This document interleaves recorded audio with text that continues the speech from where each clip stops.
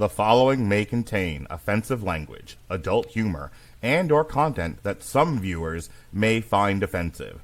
The views and opinions expressed by any one speaker does not explicitly or necessarily reflect or represent those of Mark Radulich or W2M Network. Please listen with caution, or don't listen at all.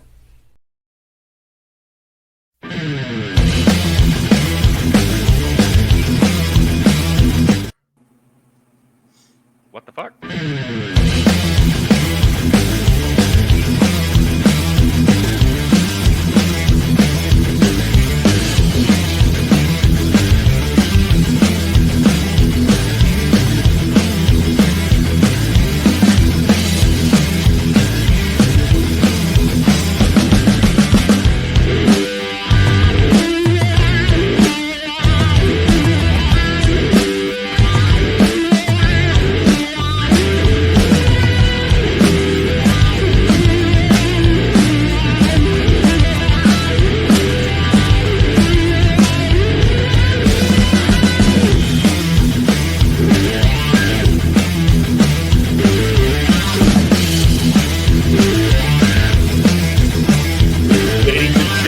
Get ready, because this is the Metal Hammer of Doom Jukebox!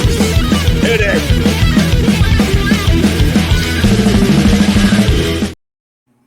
Good evening, Metal Faithful. We are back on this here Metal Hammer of Doom Jukebox. I am your host, the mandated reporter, and frankly, I'm mortified, Mr. Mark Radulich. And tonight, because when she bats her eyes at me, she gets anything she wants. She's the cutie patootie. Ladies and gentlemen, Mick Wanamaker, who's down there. Close enough. Been doing this for 3 years. I'll get it right someday. Said that we need to go back. How far back, Jesse Starcher? Juicy J. Way back. That's right. This is how I'm doing the intro, by the way, is I'm just going to generate conversation and say your names. Because Mick Wanamaker, who's down there, said we need to go how far back? Way back, and talk about Gwar. That's right. We're doing the first retrospective we've done in a couple of years now. Probably, God, what was the last one? Typo negative, Jesse? Ooh. I was not part of that. No, that was me and you when you fell asleep. That's of course Maximus Interruptus, Robert Cooper. How do you do, sir? Maximus. I didn't even realize I was interrupting you that much. Oh, is it because I just interrupted you? He's making a big deal out of it. I didn't even hear any of that last show. Don't you worry. I just talk a lot. Why don't you generate interesting conversation? We're having a lot of fun that episode. So to address that point, that vicious point that Robert Cooper just made, that podcast was 8 hours long, and in hour 7 is when I napped for 2 seconds. No, that was like 3 hours long. I think, weren't you working like overnight, sir? You had a shit schedule then too. So like, I'm just giving you shit. I don't blame you for falling asleep. I might have just started 12-hour shifts at that point, but yeah, was it Kill Switch Engage or Typo Negative? That was the last one that we did. I think it was Kill Switch Engage was after that, if I'm not mistaken. I could be. That was the before time. Yeah, that might be the last, and that was during the Blog Talk Radio days. That would be the last career retrospective that we did, because I don't think we did any, Jesse, in the Spreaker years. Wait, probably not. Yeah, I think we stuck strictly to, like, we started with Phil Ensemble and the Appliances, and then we went right into other albums. I think we just strictly stuck to albums. I think the only time we ever did anything even off the beaten path, we still just did a single album. It was like the Turkey episodes. Yeah, I know we revisited Clutch at one point. Well, I don't even know if we did another retrospective with them or not. I know if it was the second Deep Cuts retrospective, that was during the Blog Talk Radio years. Okay, yeah, that's one I definitely remember, but I can't believe it's been that long ago. Times they are a changing. So yeah, we're gonna come come back to this momentarily, but just like 50 words, Mick. Why did you decide that we needed to talk about Gwar and do a career retrospective when we clearly haven't done one in a dog's age? Well, if any band deserves a retrospection, it'd be Gwar with their history that they've accumulated over 30 years. I should know that. 30, 40 years? Yeah. They started in the late 80s. We're 85. Yeah, it's going to be close to 40. According soon. to the wiki, it says they formed in 84, and we'll go back over this when we get into the band. But yeah, I mean, God, so many bands still going today that started in the 80s, you know, from the big ones like Metallica and Megadeth, you know, Gwar, Slayer. There's a lot of history still actively out there. Yeah. So you're not wrong, and Gwar really does have like a special place in American metal history. So we'll round back to it, but just want to touch base with everybody. Jesse, I took Baby to her first death metal show. Yeah, I heard about that. How'd that go? Went well. I last summer, I think it was, or maybe the summer before that, I took Lily, Melissa, and Jonas to go see the last NoFX tour on Earth. And it was an outdoor festival. It was a whole bunch of punk bands. And we got there just in time for Sick of It All, because I had warned everybody, if we did not get there in time for Sick of It All, I was going to commit a felony. So I would have spent time in Orange County Jail because someone was going to die tonight had I missed Sick of It All. It was like the whole reason I wanted to go, besides seeing NoFX.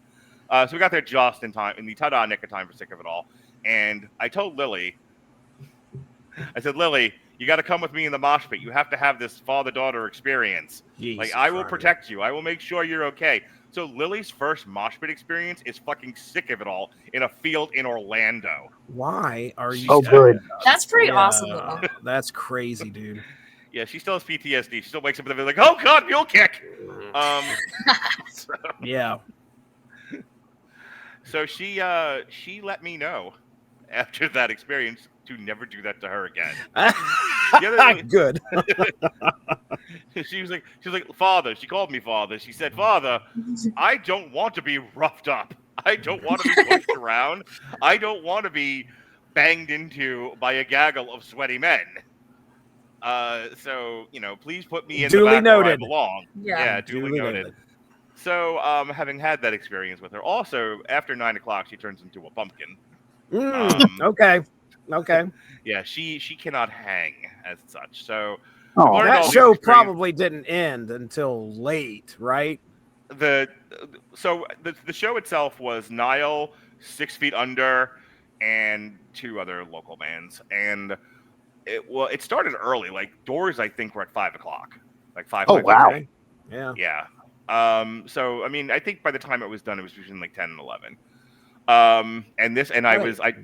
I took her on a right proper date. We walked in and I said, do you want a t-shirt? She said, I'm good. And I said, okay, where do you feel most comfortable, sweetie? Daughter of mine, apple of my eye, love of my life. And she said, in the fucking back. I don't know, what's wrong with you? What's wrong with you? I'm like, yes, my love. So we were there early enough that we could find like a bench to sit on, and because it was like an outdoor show, as everything in Florida is. And we sat in the back. We could see the stage. It's not that big of a venue. And she felt protected and loved and cared for. And she was able to enjoy the music. And about 8:30, 9 o'clock, when I can see her starting to fade, I could see her starting to round into a pumpkin. She's turning orange. I said to her, I was like, hey, do you need something to stay awake? So I got her some cocaine. No, I went to the bar. Like you do. Yeah. It's a death metal show in Florida. I just had to say, eh? I went to the bar and I said, let me get a Red Bull, and I got myself a beer. I gave her the Red Bull, and that got her through the next hour of the show. But she had a good time. She enjoyed the music. I was surprised she wanted to go. This was for her birthday, by the way. Her birthday present and celebration from me was to go to this death metal show. That's sweet. That's cute. Her whole thing was, she was like, it doesn't really matter if I like the music or not, though I did enjoy the music. It was fun. I just want to go to concerts with you because you're fun to go to concerts with, and concerts are fun. I'm like, all right, good enough. So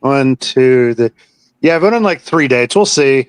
So far, no second dates. So don't know what to tell you. Keep at it, man. Keep grinding. When you nope, I just lost my bet. Oh Damn it. no! Oh, that Oh, podcast. no. Hang up. Everybody go home. No, wait! False alarm! False alarm! I was looking at the wrong column. Oh, I should. podcast Oh, is good. back on. Oh yeah. Really, everybody out of the box. Next we get the mac and cheese, right? We got the hot dogs covered. Next is mac and cheese. Moving on up. So I am engaged. I promise. Oh, However, already? Damn, you're moving quicker than a not lesbian. that kind of engaged. You Took- start. Took her to a rock I'm show. engaged to what we're Proposed. doing here, Hey, you left but that out. Buried the line. Okay, go but- ahead. Like, but I the problem was like I looked at my phone really quickly because I have my scores up, and another game just started, so it shifted. So I looked at the place that I had been looking and looked at the wrong place, and I saw the wrong score. Wah, wah. Yeah. this is gonna be the whole episode. You're just gonna be like, "Yay!" and she's like, and then every member of Gwar died. Fuck! And like, He will promise not to say anything, but then we will see his face.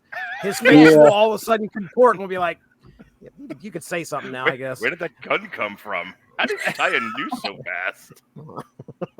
Don't tell me you put the mortgage on it. All right, Oh, so man. we are talking about Gwar, and before we do, I do want to quickly share this. I saw Gwar for the first time late 2020, October of 2022. I was supposed to take. Would you refer to her as our national nightmare? Is that the new nickname? Oh yes, the Great National Nightmare itself. That's so good. That So sounds good. like Cody Rhodes' kid sister. He's the American Nightmare. She's our national nightmare. She's gonna hear this at some point, and Love she's it. gonna laugh her ass off. And then, hey, wait a minute, I resemble that remark. Wait Yeah. a minute. I'm just saying, everybody compared notes. I took our great national. I was supposed to take our great national nightmare to go see Gwar, and I'd never seen them before. I had never seen Gwar. In all the million shows I've been to, I'd never seen Gwar before, and I wanted to. They were on my bucket list. I wanted to be gooked all over. I wanted to be covered and smothered, like hash browns. So I made sure when I saw them coming around again, and they I think I've told you this before. They played with Necrocomic-Con. That was the first time I'd ever seen Crowbot, who I am in love with. They opened for Nonpoint, by the way. Ooh. Crowbot did, so that was cool. Crowbot. Good stuff. They have a new album out, by the way. Just real quick. They opened for Nonpoint, and then they were like, "We gotta play some new shit now." And I checked my phone. They actually had. I don't know how we missed this last year, but they put out an album last year, and I'm demanding that we review it at some point. Yeah. Not before Yeah. not before Jesse gets his show, though. Lacuna Coil. That's right. Oh, Lacuna Coil. Speaking I, of don't miss, I still can't believe we missed Poppy last year. we Right. didn't miss it. I just didn't want to do it. Oh, I see. You didn't want the queen in your life. I have so many queens. Anyway, speaking of queens, our national nightmare. By that point, we had stopped hanging out because she. You already know that story. Which I told off air. However, I was then hanging out with Melissa's, current partner, and at the time his ex-girlfriend. This was like on the march to them moving in with us. So, and doing my part to make friends and form a bond with these people, I took them to Gwar instead, and it was fun. Like I was in the mosh pit the entire time. That's where I picked up my shirt that said "Say Perhaps to Drugs." It's white with black block letters, and I was like, all right, I am prepared to be jizzed on by Gwar, and I was.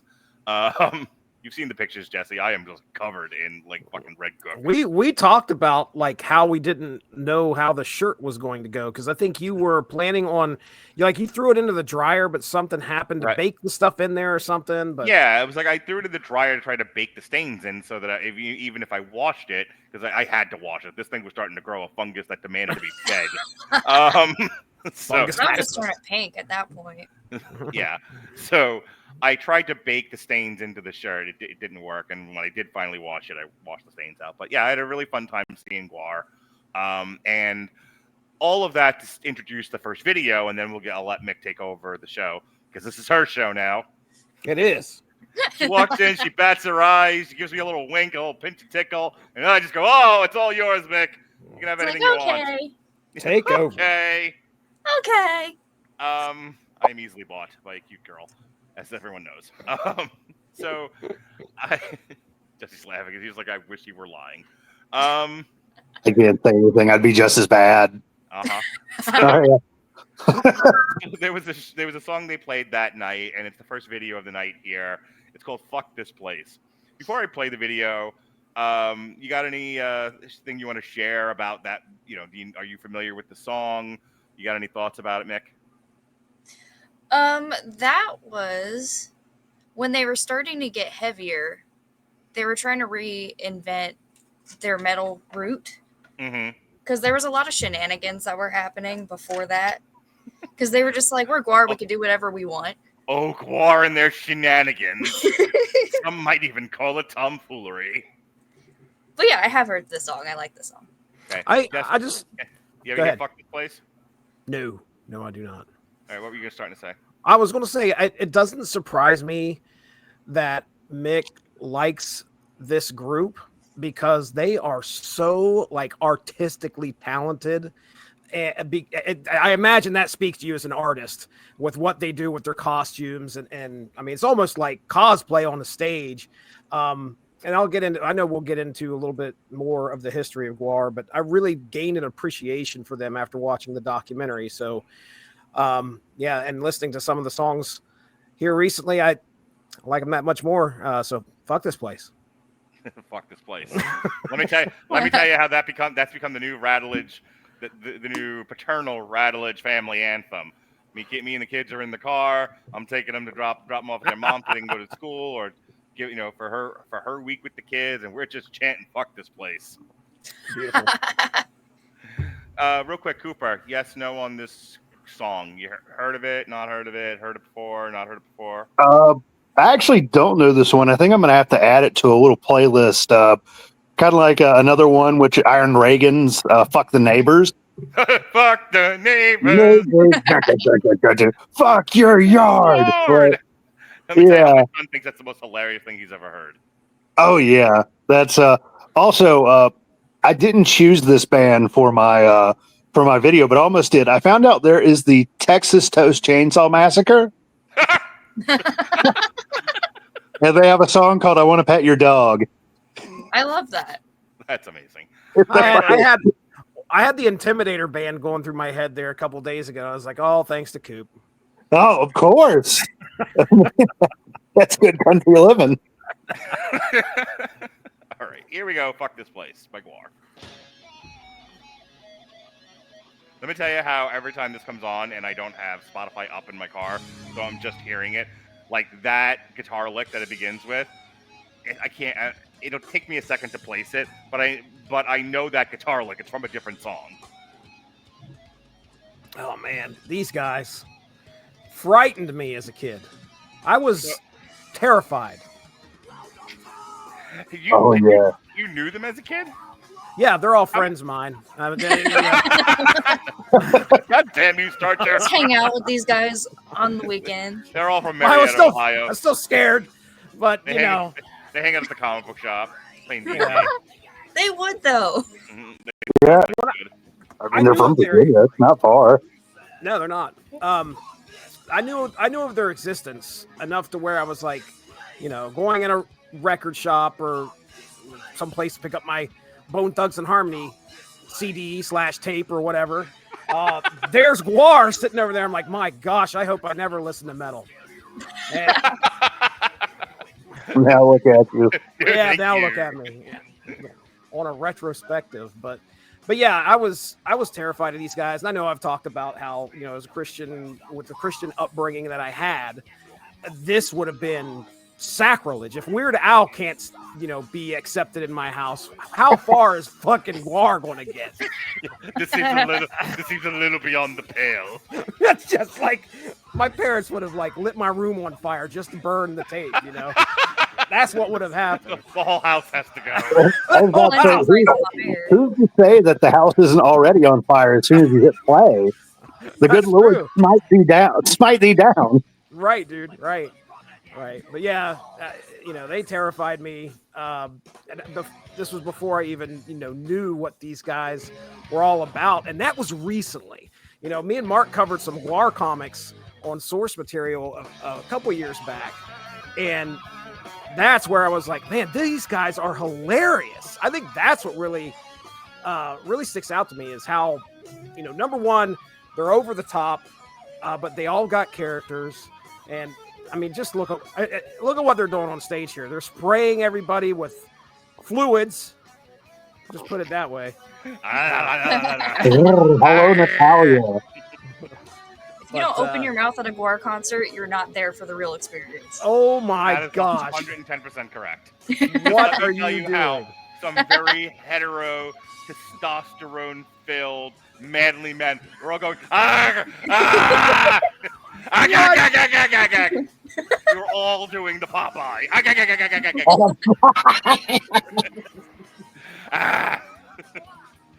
Let me tell you, I've never heard that many men, and I've been around a lot of men in interesting situations, and they were all yelling, "Come in my mouth!" All of them, every last one. That's hot. Yeah, it really was. And he has 4 penises to do that with. I was going to say, wow. That's like 4 times more than a lot of other people. Sometimes you need 4 penises to keep 4 people happy. You never have enough penises. You can never have enough penises, right, Jesse? I woke up saying that yesterday and today. You must tell me why when we're done here privately. I mean, does he really need to tell privately? I mean, it's written all over his face. Oh man! So there's not much to this video. Just why this is a classic concert video. Yeah. I mean, but it's really cool to see them on stage and in their full regalia because like that's different than a lot of other bands. Usually they just look like a white guy.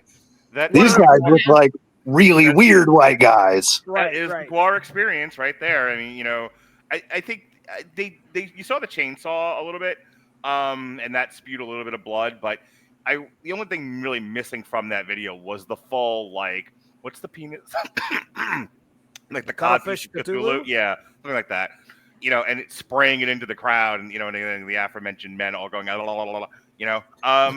was the only thing.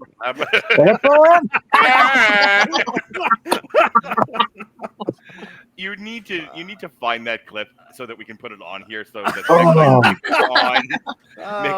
my favorite games. Speed with "It's a Living." Hi, it's a living. Fucking turkey noises. Like womp, womp, womp, womp, womp, womp. Oh, classic. All right, shut up, all of you. Let this woman get a word in edgewise. Jesus Christ. Go ahead, Nick. The floor is, much like the world, the floor is yours. Woohoo! Okay, so Gwar, I'm going to touch on what you were saying, Jesse, because it really is a conglomerate of a bunch of artists working together. Because of Gwar's beginning, it was college students who were in an art program who had this cool building in Richmond, Virginia, that they could rent out a piece of the building in order to do whatever they wanted, because the building was condemned. So the city was expecting that these artists were going to at least keep it nice enough to not fall down, but it was a very punk scene, so that was neither here nor there. But I'm going to read what Wikipedia has opening for them, and then I will go into some of the history.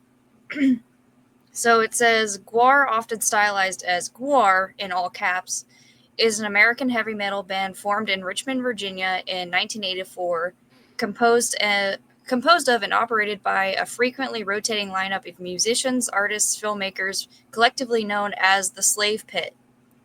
Since the death of frontman Dave Brockie in 2014, the collective has continued recording and performing without any of its founding artists or musicians. So there's a lot of rotating that's happening. That's why I wanted to create a timeline in my notes, because people leave and then other people come up, and some people are playing the same character and then they'll change the character entirely. Can you expound upon that a little bit? So there was a time where David Brockie one of the starters of Gwar. He was not the. Actually, let me back up and then I will get into it. Okay.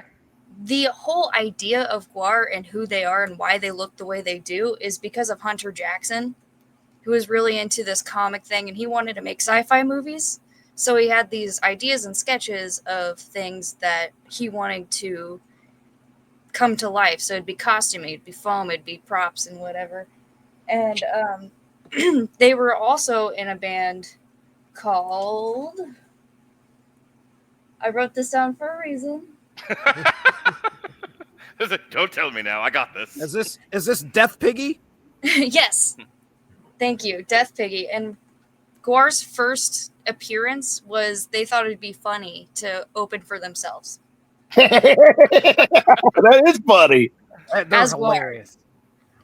And so that's also why we have the Gwar comics, like how why they exist, because he had that background in wanting to create this whole story and everything like that. So when he got David Brockie on the team, that's when it was born. So a lot of band members left because there was a point where Brockie ended up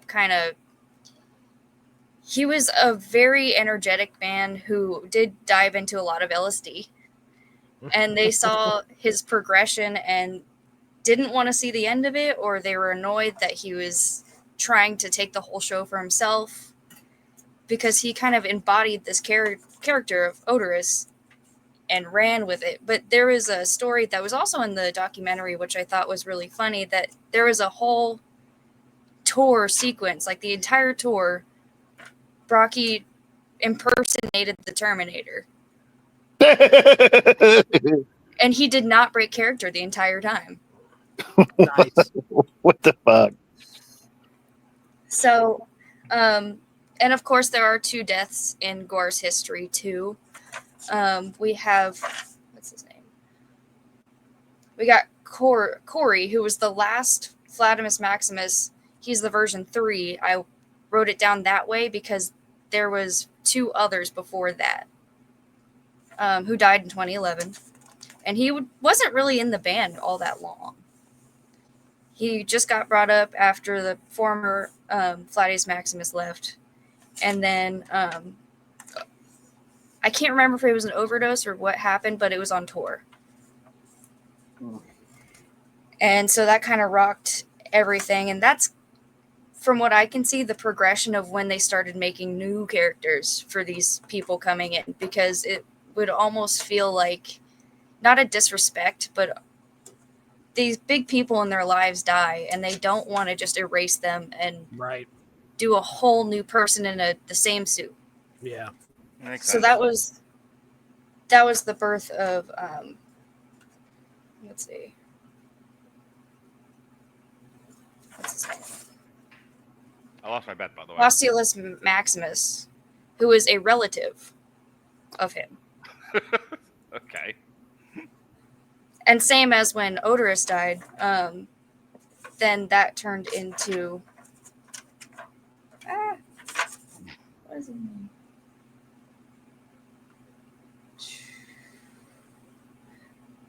Lothar. I Just like how Luther? I like how you now have to map this all out because of Gwar's weirdo family tree. It is a weird, complicated. It's like listening to like characters in a Bible. They're like, and Joseph begat Blosis, and Blosis begat the codfish of Cthulhu. And it was good, and God said it was good. I mean, they even made, because Odorous was the cuttlefish, which stirred a lot of drama back then because he got arrested for it. What? Yeah, and that's Yeah. where the argument started, where it's not a penis, it's a cuttlefish.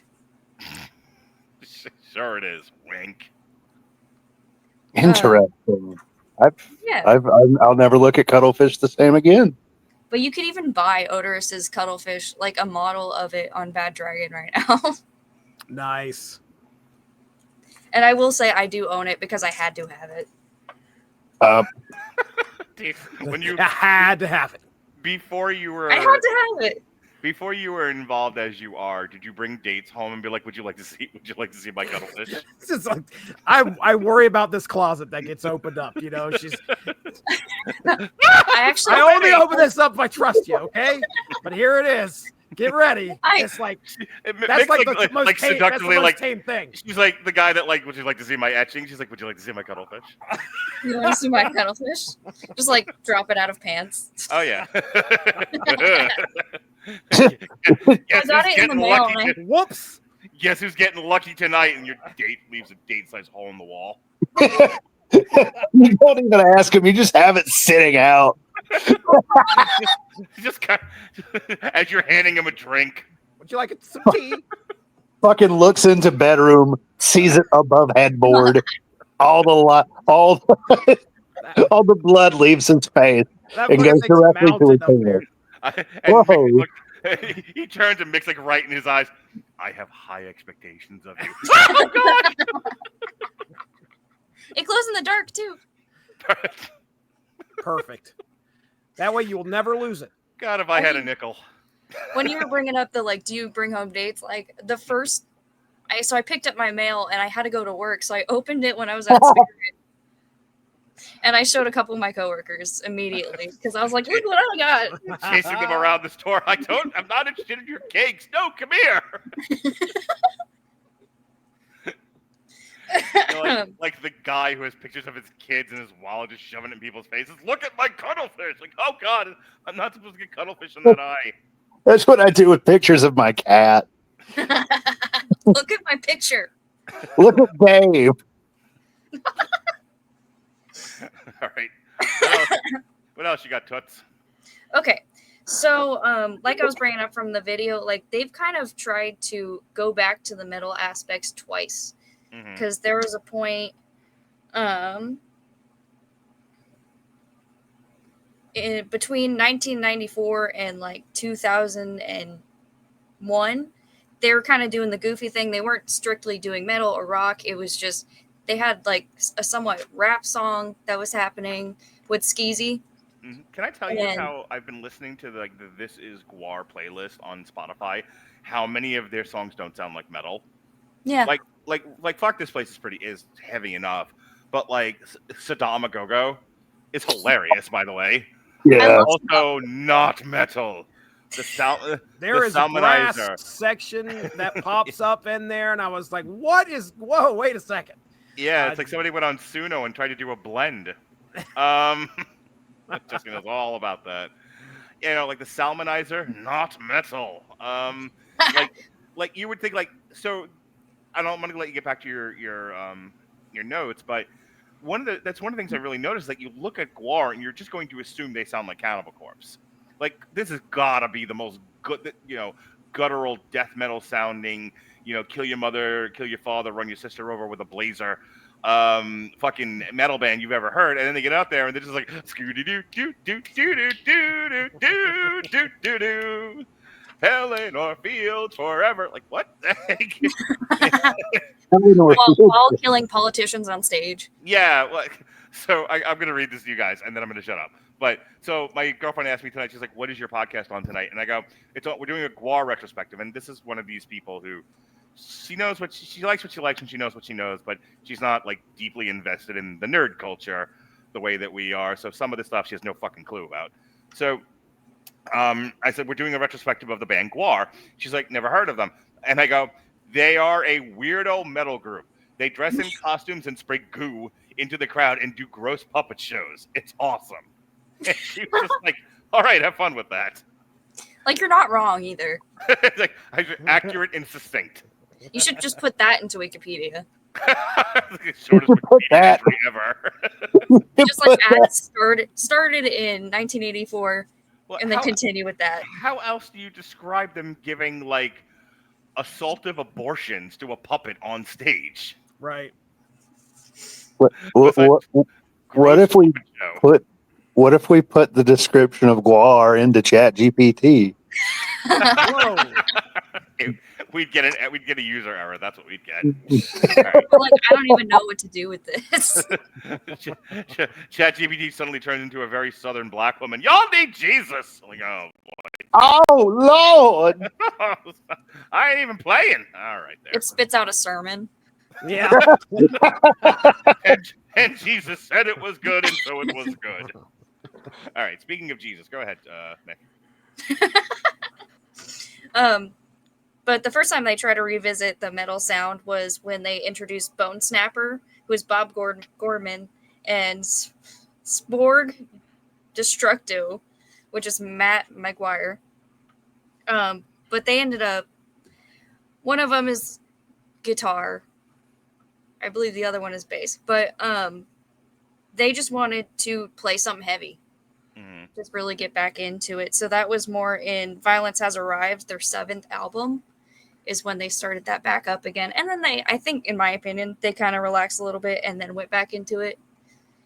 Because the album that they made in 2017 with the almost whole new cast is definitely a little harder. I'm using that loosely, too. Okay. But they have, in total, 12 albums over the course of their career, and they have 2 movies. Phallus in Wonderland, and then the other one is, haven't heard of it before. Oh, sorry, they have 3 films. Phallus in Wonderland, Skullhead Face, and then It's Sleazy. Perfect. Sleazy was their promoter, right? Yeah, it was like Pose as their manager. Right. I see. And, most of my education came from when we started talking about the comics that we covered. What was it, IDW or something? It was some weird publisher that decided to pick some Gwar comics up, and they were great. But I remember specifically Sleazy was something else, filled with a lot of humor. Every single one of those comics were, but Sleazy was definitely sleazy. We'll just put it that way. Yes. What was he now? He was sleazy. He's so sleazy. He's so Not sleazy. easy being sleazy. It's not. It's not easy. I went to a sleazy E. Opened up. Never mind. All right. Anything else before we take a break? I guess I'll wrap up with it's no wonder they are good at what they're doing. Because like I was saying earlier, they are a conglomerate of nerds and artists who started this as college students who eventually dropped out of college because the art programs were just not supporting what they wanted to do. That's And unfortunate. it was kind of a stab back at the college too, because it's like, if you're not going to let me do what I want to do and feel creative doing, then I'm going to do something else. That's fair. I mean, That's yeah, very this punk is. rock, actually. I was going to say it feels very counterculture. Like, okay, fuck you, fuck this place even. That's Fuck this amazing. place. What a Fuck this connection place you just even. Thank you, Snagglepuss. Actually, that's. I only got to listen to one of their albums in full during this. I listened to a smattering of stuff, but I was like, let me see their first album. Definitely had that counterculture feel, a lot more punk, almost like a Suicidal Tendencies sort of feel to it. So I feel like that really kind of fits the story.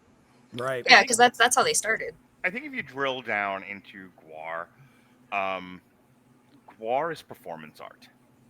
Yes. It is one of the rare metal acts that kind of satirizes metal while also, kind of just taking its own stance on the genre while also being its own art piece. It's used the word amalgamation before, and you were talking about like the sound and everything, but I think Gwar is also an amalgamation of genres. It's an amalgamation of style.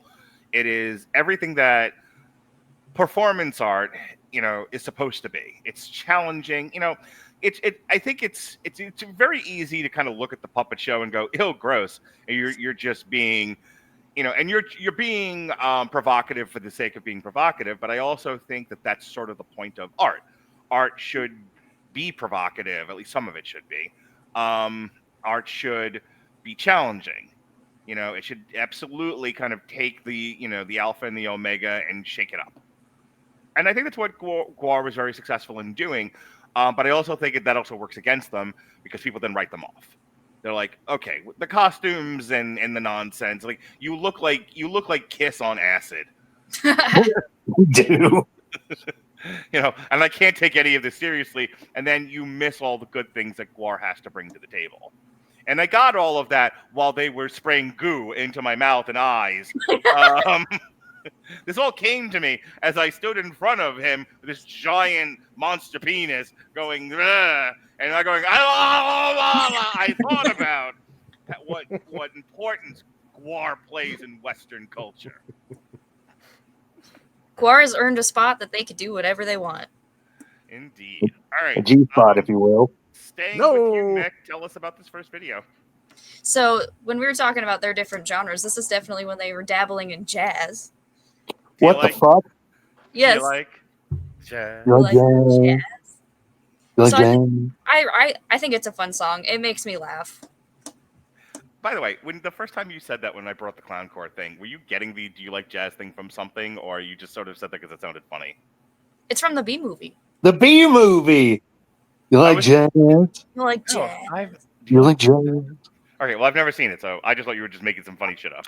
Jerry Seinfeld? No. B movie? No. Oh, no. Yes, that one. That one? That Jerry one. Seinfeld, right? It was. One of the few times he was funny. All right, just making sure. Definitely fucking wasn't on Frosted, I'll tell you that right now. All right, here we go. Oh. This is Gwar. Tell me, have you seen her? Have you seen her? Wrong. Tell me. Oh, damn it. Have you seen her? All right. Have you seen me?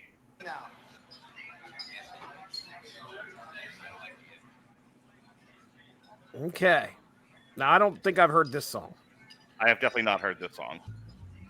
I'm loving it already. Oh, yeah. Pick that bass. If this was a Zuno song, I would be making love to it right now. You still could. I could too. I could fuck this song. You should. It's fuckable. I haven't been known to have sex with songs before.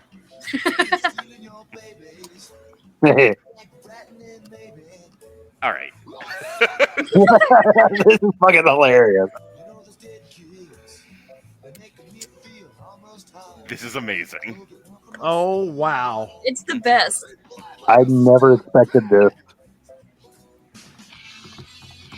Yeah. Jesse, get in the bed with me and Gwar.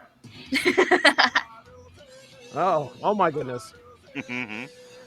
This is how Lordy should have done it. Yes. Yeah, that was one of my notes. Is like, this is the predecessor or progenitor of Lordy. Like, Lordy spawned from these guys. Yeah, I just don't think they quite have the same creative. No, they no, they definitely come off as like the they're like the 1990 I don't know, maybe like 2002 slasher movie. Quantity over quality. I mean, the guy's got a good singing voice. He's groovy, man. And that was still when Odors was Odors.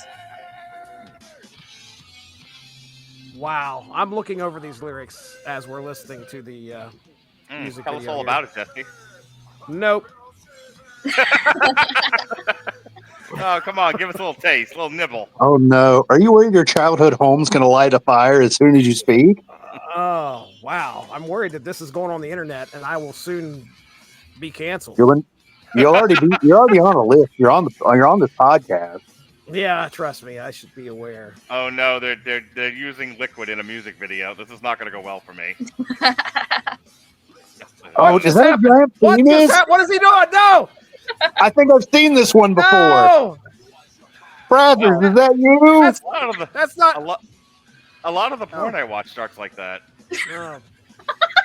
Does Bad Dragon have this too? That specific penis. Can I tell you how so much of what I watch involves an unsuspecting woman eating breakfast at a table and a naked man running in and shoving his penis in her face? Just flop it on the table.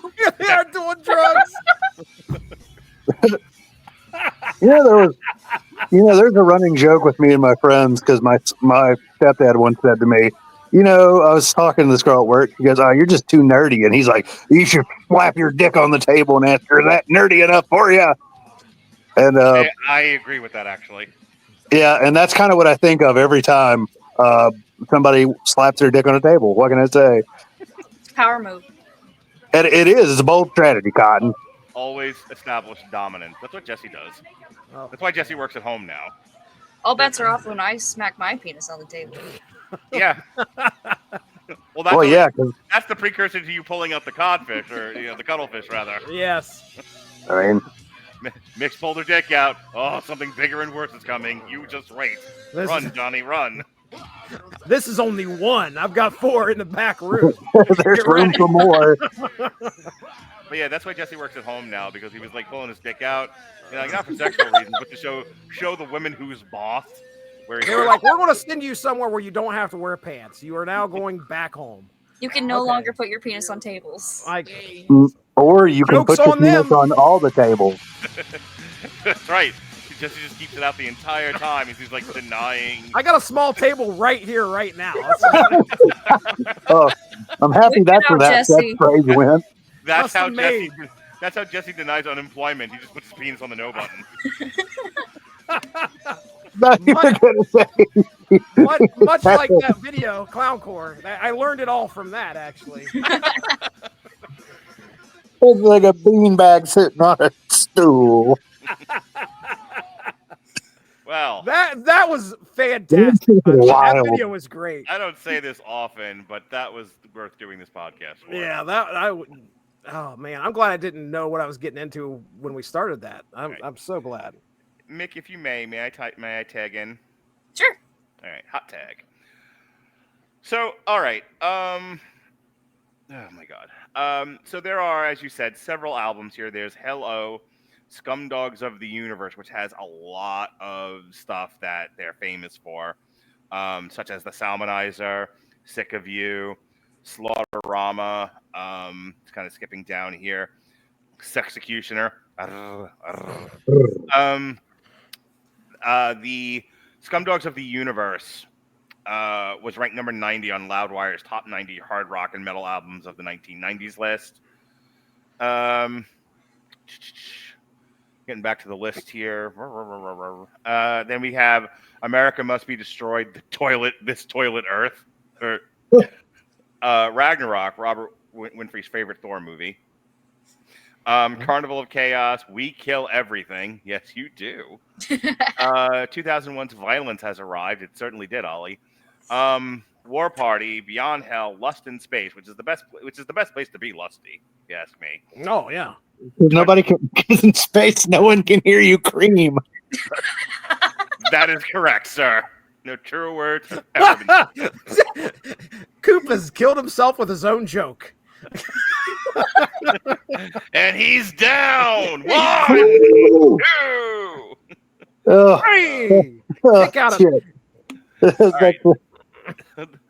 I paid myself. You did good. Now shut up. Battle Maximus 2013, The Blood of Gods 2017, and then most recently, The New Dark Ages of 2022.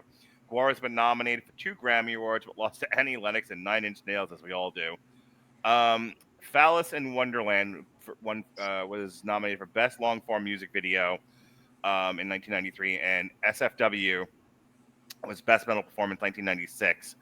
So, yeah, Jesse, did you know that they put a song, I believe, on the SFW soundtrack? First of all, are you aware of that you did the song SFW for the SFW soundtrack? Have you ever seen the movie?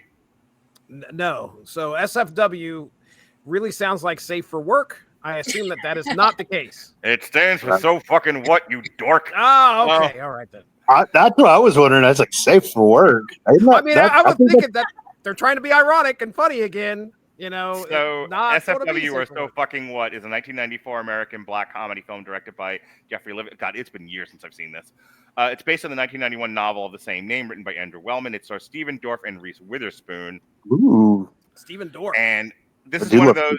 This is yet another one of those 90s soundtracks that was awesome at the time, and more people knew the soundtrack than they knew the movie. Jesse, get this, right? This is the soundtrack to SFW, right? Jesus Christ Pose by Soundgarden, Get Your Gun by Marilyn Manson, Can I Stay by Pretty Mary Sunshine, Teenage Whore by Hole, Negasonic Teenage Warhead, not that one, you dorks, by Monster Magnet. Like Suicide, the acoustic version called Classy by Chris Cornell. No Fucking Problem by Suicidal Tendencies. Surrender by Paw, which is the Cheap Trick song. Creep by Radiohead. Two at a Time by Cop Shoot Cop. You ever hear any Cop Shoot Cop, Jesse? Ooh, can't say I have. Oh, I should make you listen to some Cop Shoot Cop. They're fantastic. Okay.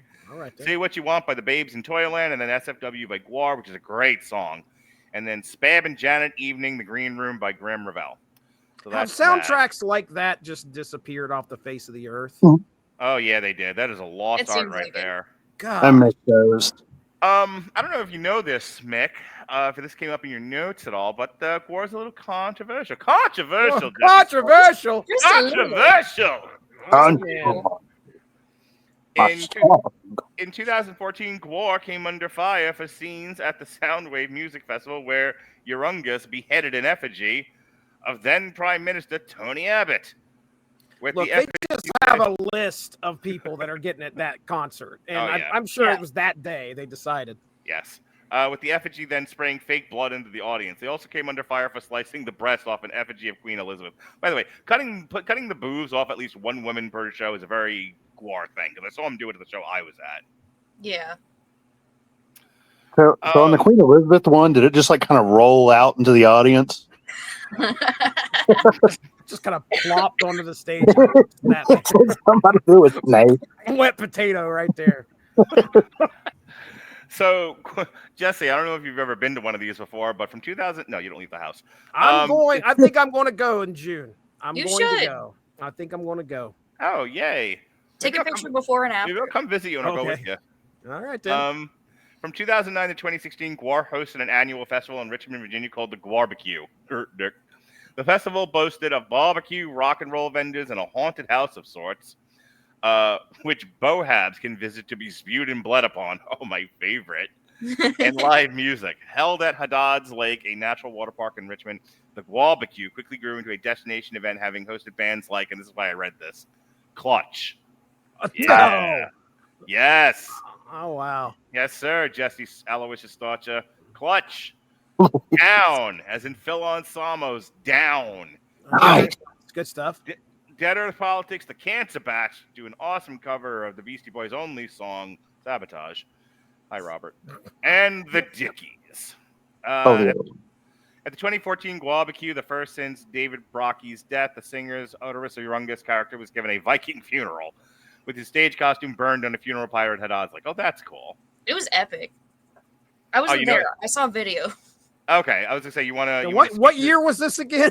2014. 2014. Okay. You want to speak to any of that at all, there, Mick? They had a whole thing. They brought back former members who have just like simply left the band at some point for one reason or another.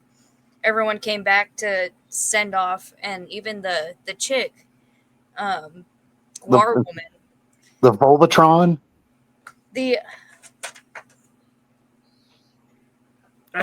It's just like page after page after page of names. You got to try and find. Slimenstra Hyman. Yes. Oh, I was recognize close. that name. I recognize I knew it that was name. vagina related. Yeah, because her whole thing was like she wanted it to be like menstruation. People think it's gross. But anyway, no, she came back and she did a fire dance while the pyre was going. Oh, wow. But there was a big crowd. So Jesse, any thoughts here on Gwar while we sort of reach the end here? And I'm getting something I want to share with everybody, but I am vamping. So vamp Oh, for me, okay. So Jesse. I got a vamp. Yes. Look, I mean, usually with a retrospective, I was like, okay, I'm going to dive into this, and I am going to find out how much I really like Gwar's music. And I got through about, I don't know, halfway through the This Is Gwar playlist, because that's where I was like, hey, I'm running up on the show today. I need to listen to something at least. So I got through halfway through, and I'm not a Gwar fan as far as like their music goes, not listening to them all the time. But there were some standout tracks that made me go, these songs sound really good. So I got a list here that we can go through later of just quick notes of what I did get a chance to listen to. But yeah, I've always appreciated number one, for them to be as scary as they were to me when I was younger, I didn't understand what they were doing clearly. I didn't understand what the whole point was. And at that time, you know, especially in like late 80s, early 90s, unless you wanted to buy that CD, you weren't going to actually be, and so, or somebody else around you had that CD, you weren't going to have any exposure to that band. So I didn't have any exposure to that band until obviously we started doing this show. We started doing some podcasts on the network around Gwar, and of course Spotify and YouTube. And now there is a lot, you can learn so much about this band and their roots and the, you know, the phenomenal skill and artistry it takes to put together a show. And I don't know how many shows went off without a hitch, but you would think like this is something like a play, you know, along with music, and they've got to try and pull this off without something going wrong. You know, that's got to be tough. That has got to be tough. But anyway, there you go. Vamp long enough, Mark? Yeah, you did. Actually, you went longer than I needed you to, but that was beautiful. Well, okay. Robert, you know, you've been kind of piping up here and there, but I want to know if you've got anything, because this is going to be kind of the last go around on the merry-go-round before we move on to the next segment. So, any thoughts about Gwar, their legacy, their discography, their style, their grace? Rita Haywood gave good face. It's actually funny. What I did listen to really just told me I didn't know shit about Gwar. Like, because I knew some of their heavier stuff. Another Battle Maximus, the 2013 album. I remember I listened to that. I liked it just fine, but definitely did not get me ready for what I was walking into for a lot of their music, which is a good thing. I found them really interesting, and honestly, I'm probably going to listen to a lot more just because it's one of those things that I do have a lot of interesting things to say that you're not necessarily going to know until you start really digging, because sometimes it's kind of hard to make out lyrics. I'm really bad at mishearing lyrics. So yeah, there's some doozies. There's some doozies in my life. I think they're great. I really like them. Mick, this was your segment. This was your pitch. So I'm going to give you the last word, and then I'm going to lie, and I'm going to take the last word. Okay. Oh. At least he's upfront Actually, about it. Typical man, right? He lead you down a gilded path. You're like, actually, you're the star. But he said last word. Oh. I had a fun fact about the blood. It's before, while they were still experimenting on what they wanted to do, they would still do stage shows where it would be graphic, but the blood didn't get introduced until it was still early, but they were testing water balloons first. So they would tape a water balloon, and then if you hit it hard enough, then it looked like blood. And then they started doing water bottles. So they fill the water bottle, all you have to do is squeeze it. And then they decided to hook it up to a fire hydrant, and then that was born. So for their shows, they have these condensed things of food dye, and it's all like FDA approved because it's going to be sprayed all over an audience. And that's why it stains clothes so bad, is because you can't wash it out. It's food dye. All right. But yeah, that was my fun fact. Nice. Where do they, among your top 10 bands, where do they rank? I just decided they're in your top 10, by the way. I was going to say, put her on the spot here. She's like, Yeah, wow. I have them at 75, but That's like they're up there. Mm-hmm. It's hard. Like, I hate the question of what's your favorite band, because I listen to so much that it's like I like a lot of things. Okay. My favorite song is Slaughterama. There we go. Yeah. Very good. Good on save. my list. All That right. was a fun one. So, and I'm so smart. I didn't use ChatGPT at all to write this. This is my own thoughts here. Jeez. My own genius. Give me a second while I pull this up. These are the notes that I wrote earlier, Jesse Aloysius Starcher. Oh, okay. Pardon me. Yes, sir. Oh, yeah? I am hoity. Gwar's legacy to Western culture lies in their outrageous blend of heavy metal music, shock theatrics, and satirical social commentary. Through grotesque costumes, elaborate stage performances, and biting humor, they challenge societal norms mocked political and cultural hypocrisy, and pushed the boundaries of artistic expression. Beyond their music, Gwar became a pop cultural phenomenon, influencing alternative art scenes and inspiring artists to embrace bold, unapologetic creativity. Their lasting impact highlights the power of parody, rebellion, and performance art in provoking thought and entertainment simultaneously, and are solely responsible for the relationship between Taylor Swift and Pat Mahomes. All right. Oh, okay. Now wait a second. Wait, huh? Coop, do you want to correct him? Correct him, please. It's definitely not Patrick Mahomes. It's Travis Kelce. But in my head, I was thinking I don't know. I was thinking Patrick Mullen myself. Like half our audience is like, yeah, that tracks for me, and the other half is like, it's Travis Kelce, you idiot. It's like, that's not right. I thought you said Pat Mullen, so I could see Pat Mullen being one of the boyfriends that dumped Taylor Swift, and she wrote a song about it. That totally tracks. Yeah, there's me. an album. There's an album. Boy, I would love to hear that album. we call it patricide. Well, they call it patricide. Reminds me of Jesse Starcher's video. So, Oh goodness. Oh, so Jesse, why don't you tell us about this video that we're about to see? By the I've way, been can listening. I tell you how your videos are consistently the ones that get like us dinged from YouTube? And then I have to fucking cut it out of the video. This is from the Warner Vault. I mean, they wouldn't have any problem with us playing this. What? This is immediately going to get us fucking dinged. I can tell you that right now. Well, I talked about June 5th. They are going to Wheeling, West Virginia. Gwar and Static X are going to be in Wheeling. So I love Static X. They are probably in my top 10 what's the as date on far as that? June 5th. You know that's the week of my birthday, right? That is the week of your birthday. I saw that when I was looking for tickets. They told me that on there. I couldn't believe it. I was like, how do they know Mark Radulich? I He don't knows believe birthday. True. Why do you lie to the people, Jesse? Because he's their best girl. He's the one that gets covered in the most goo.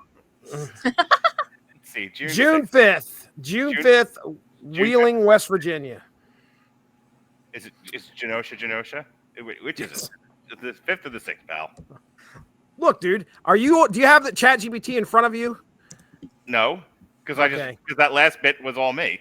That's right. I'm sorry. I'm so sorry. You wrote that so well. I could have swore it was a machine.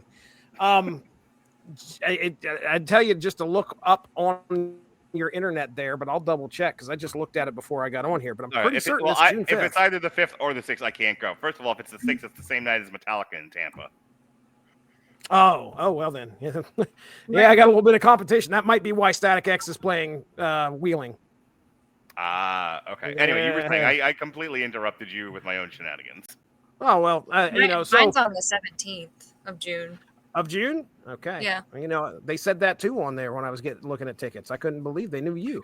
So I think instead of going to Wheeling, West Virginia, we should all go to Missouri, where Mick is, and you, Jesse, should leave your house, and you should go to Missouri, and I should meet you in Missouri, and we should go with Mick to go see Gwar.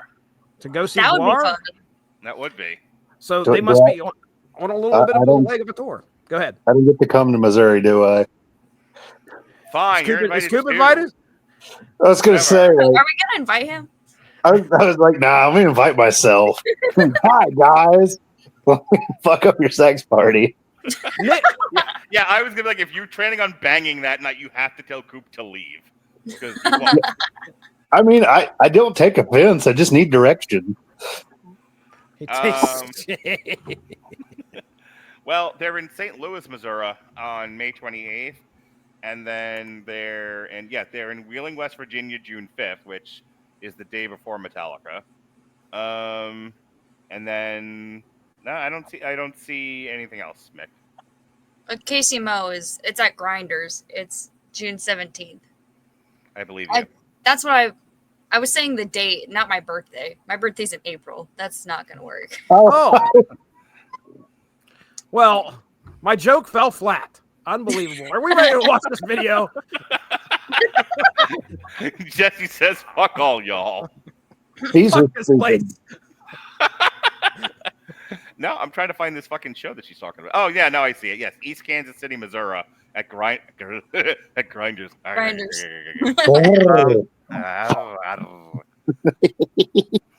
What if we all traveled, right? What if we all left our homes forever? And we all that's went to different places. No, it's just easy. Oh. They're playing in North Myrtle Beach, South Carolina. That seems like it would be a fun trip. I mean, yeah, that's a good 5 hours. Oh God, North Myrtle? There ain't shit to do in North Myrtle. You're not shit to do. All right, Jesse. Here's your fucking. There's you. This is introduce the video, Jesse. Static X. Static X. I'm with stupid. This is a I'll say. I've been listening to Static X a lot here lately, so let's play. All right, let's play. Dirk. Let's play. So Jesse, I think I decided that not only am I going to come to the shut up. Not only am I going to come to the West Virginia show. Okay. Okay. All right. But I'm going to bring our national nightmare with me. Oh dear God. And then we're going to come to your house to meet your family, your lovely, I'm glad that beautiful you American make smart family. decisions right like this on a podcast. I can totally see this going well, especially for your wife. Oh, she's gonna love that. So will Mongo. Yeah, Mongo like You're- Mark friend. Mongo like Mark. Mongo like pretty woman. Mongo and Mindy are going to hit elimination on our national nightmare. Oh, Mindy's going low, Mongo's going high. geez. It's All going right. to be a bloodbath. And that's the first time, won't be the last. All right, here we go. Speaking of Gwar, Speaking of Gwar, where the fuck is it? Where are you? Aha! So, continuing with our coverage of Gwar, I found a list. I gave Jesse the night off of creating artificial intelligence art. And these, and Mick, I'm really going to rely on you here because I did not get a chance to listen to all these. So I need you to kind of run, to really test the veracity of this list. This is the top 10, Loudwire's top 10 best Gwar songs. Number 10, as I go up and down and give everyone fucking vertigo. Womb with a View from War Party. According to the list, Gwar's crude nature kicks off this list. What's it about? Something to do with vaginas. Alrighty. So, tell us about Womb with a View, Mick. Womb with a View, I haven't listened to as much. I believe it was in one of the early albums, wasn't it? 2004. Yeah. It has a whole segment about abortions, which is fun. I can't get enough of bands singing about abortions. I have to tell you that right now. So this made my list that I was going through on Spotify, and my notes were, this is the first time that it really struck me that they feel like Lordy, this is the blueprint that Lordy looked at, Oh, yeah. And it was like, that song is so absurd, and it's like Lordy would put this in one of their songs for sure. And then my second comment on that same song was "What in the hell?" So something in the lyrics triggered me, and I was just like, "What?" That's the only thing I could write. So anyway, there you go. All right. Number 9, War Ghoul from Ragnarok. Ragnarok is the most experimental album Gwar have released, containing a mishmash of styles including ragtime. I have to listen to this tomorrow. Jazz. You like jazz? You like jazz? You like jazz? Punk and a range of metal influence that all come together to create some sort of morbid rock opera. This sounds like the best thing ever. The aliens were busy destroying beings on another planet when rock operas were all the rage, so they wrote one 25 years later. War Ghoul requires some more attention than you might be used to giving any Gwar tune. So, again, we're going to go around the horn. Mick, War Ghoul, what about it? Again, it's not one of them on my list. Okay. I don't listen to it a lot. This song specifically. What's the matter? You don't like jazz? I do like You jazz. like jazz? I think this is from this is the same album Have You Seen Me came from. Probably. It makes sense. Yeah, that would totally make sense. Jesse, Did Warghoul come up in your research? Warghoul did not come up on my research. We're gonna move on. Okay. I mean, I listened to it. Oh well, fucking well, Jesus Christ! Coop, you get Are you written now off so afraid quickly, to talk man. because I yelled at you at the top of the podcast? Well, I mean, everybody else got an introduction, so I was like, okay. Also, yes, I'm trying to be more mindful. Anywho, No, I'm now trying. Now it's okay to interrupt, not during one of my stories. Yeah, Wargirl. Fuck you, Coop. Moving on. Spell it out. Warghoul. There you go. There we go. Yeah, I was actually listening to that in the middle of work today.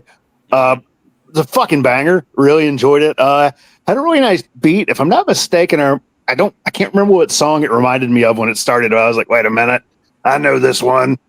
But I remember the opening riff being a little how does one put it? A little familiar, but fucking killer song. Loved it. All right, this is one of my favorites, and it's one of the few that I.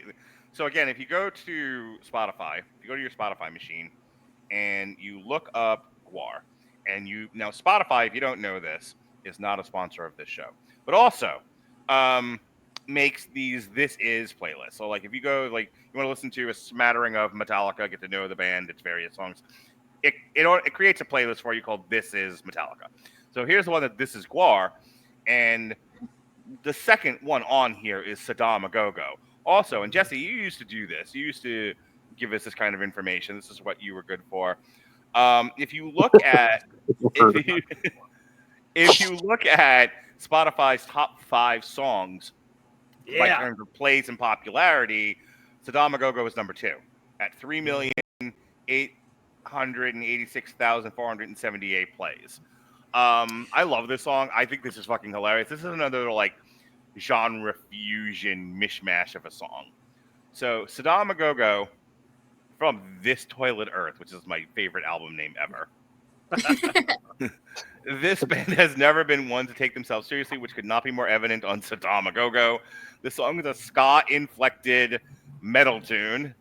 Since killing off every ska band would take too much time, making fun of them was the next best option. After all, nobody's going to call them out and challenge the intergalactic metal band. The lyrics end up with Saddam Hussein running around with the saxophone, denouncing ska's sonic terror. Facts. So, Jesse, or Mick rather, and then Jesse, and then if Coop has something to say, Saddam Agogo, what about it? Think about it. Love it. It is the top song for a reason on Spotify. You can't not jam to that. Yeah. This is a bouncy song. Yeah. My question to you, Mick, and it's a very serious question that demands a very serious answer, and I need to use your analytical math skills. And I'm not good at math. And we've now lost Mick because she warned me if we start doing math on this show, she's out. Higher or lower? It's at number 8 on the top 10 list. I'd say it should be higher. Yeah. If you were making this list, where would you put Saddam Agogo? Maybe at a 4. Okay. Jesse, Saddam Agogo, what about it? Oh, so yeah, like you said, second song that's on the This Is Gwar playlist. And when you're expecting heavy metal and you get ska, you hear the horns. But what I really thought brought this suddenly you go from not wearing pants to wearing checkered pants. Right. And once I started catching the riff that's in this thing, man, it really came together. So yeah, I dug it. Coop, you got anything to say about Saddam Agogo? I thought the song was hilarious, greatly amused me, and I really wish this song would have been in a Tony Hawk game. Just saying. It would have definitely fit. It would have fit that vibe and that groove while also making fun of all of them. Right. Yeah. Number 7 on the hit parade. Bomb, bomb, bomb, bomb, bomb, Iran. Bomb, bomb, bomb, bomb, bomb, bomb, Iran. See, Mick, there was this old man. His name was John McCain. And he was so old. Jesse, how old was he? How old was he? Ancient. He was so old that on the campaign trail, where Sarah Palin, the beautiful, vivacious, intellectual, totally abused by the liberal media, Sarah Palin, and I'll never forgive him for it. When they were asking John McCain, by the way, he lost in a miserable avalanche fucking to Barack Obama in his first term. Just a landslide. It was embarrassing. Anyway, so former Senator John McCain, when asked about what we should do about Iran and the proliferation of nuclear weapons and what we should do about it, said, and I quote, "Bomb, bomb, bomb, bomb, bomb, Iran, bomb, bomb, bomb, bomb, bomb, Iran, bomber," because it was doing Barbara Ann. Do you know the song Barbara Ann? You Yes, should. I do. It's 1,000 years old. My mom listened to that. Blind song. Guardian has a really good cover of it, by the way. They do. They do. You've never said anything more true on this podcast. Nothing like wrapping up, trying to get your point across with killing hundreds of people than with was it Beach Boys? Is that Beach Boys? Yeah, with the fucking we need you to be serious and contemplative and professional in your dealing with foreign affairs. And poor old Alzheimerish fucking delusional John McCain starts breaking into the Beach Boys. And he wasn't wearing any pants to boot. It was embarrassing, I tell you. No wonder Barack Obama won. My God. Anyway, all of that to say, "Bring Back the Bomb" is the song. After that somewhat tangential rant. The bomb. Another one. Was this all true, by the way? To the Bomberand thing? Yes. Jesse, read the article. What article? Fucking the one you got on the screen right here? I can't. Yeah. I can't Jesse, read that. Vamp. I'm gonna have to maximize my screen here. Give me a second. Oh my God! All right, I'm gonna have it. Gwar. I'm gonna have it before you. You want me to read this article or what? You stop interrupting me. You're bad as Coop. Gwar are all about killing. We know this already. In 2004, the band released War Party, which is a statement about the state of the world's affairs at the time. The Gwar idea of a party might differ just a bit from ours, though. The album glorifies war, yet simultaneously criticizes it if you take a deeper look at the lyrics. Naturally, Gwar aren't going to condemn war and campaign for peace, but there is a message from the men behind the costumes. World powers are accumulating. I said accumulating nuclear weapons at staggering. They be accumulating nuclear weapons at staggering rates, potentially threatening the entire planet's existence. The message is backed up by a deadly string of riffs in the metallic fashion the band are being hailed for. All right, I'm exiting full screen now. So, I had this, I hit this one. My notes were, just throw this out there, this is some good thrash. I felt some good thrash coming from this. Really enjoyed it. So, what are you bringing up here? Oh, here we go. Some facts brought to you. Let's get political, ladies and gentlemen. So, this video was posted April 20th of 2007, and the description sings, McCain began his answer by changing the words to the popular Beach Boys song, and he sang to the tune of Barbara Ann. Oh, Mick, sweet summer child. Here we go. Politics in America, everybody. I'm going to put the volume up for this. Just everyone be quiet, and please listen to the dulcet sounds. I hope this gets us hit with the copyright strikes. It's getting new. I hope this Beach gets a Boys are community like, violation. no, not again. Don't, no. I hope this gets us kicked off of LinkedIn. All right, here we go. This is John McCain sings Bomberan. It's well documented that we have, for quite a long time now, known where the real problem is in the Middle East. And in fact, the president adequately described it as the axis of evil. I guess my question is, how many times do we have to prove that these people are blowing up people now? Never mind if they get a nuclear weapon. When do we send them an airmail message to Tehran?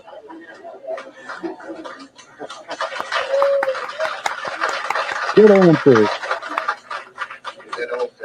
That old Beach Boys song, Bomberan.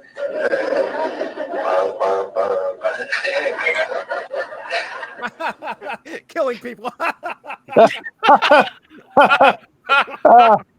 Nuclear Armageddon. Oh man. Oh, World War III. Hi. my timbers are shivered. Yeah. Anyway, killing people is bad. Gwar can kill as many Hello. people as they want. You know, they do it on stage, and they, you know, it's all fake. So, Well, because Gwar will kill everyone, that's not exactly targeted. right. That's right. Yeah, they're equal opportunists. Exactly. Correct. All right, so now we go to Mick's favorite song, "Lust in Space," right, Mick? Because That's what the sex because influence was coming. "Lust in Space" from the album "Lust in Space," 2009.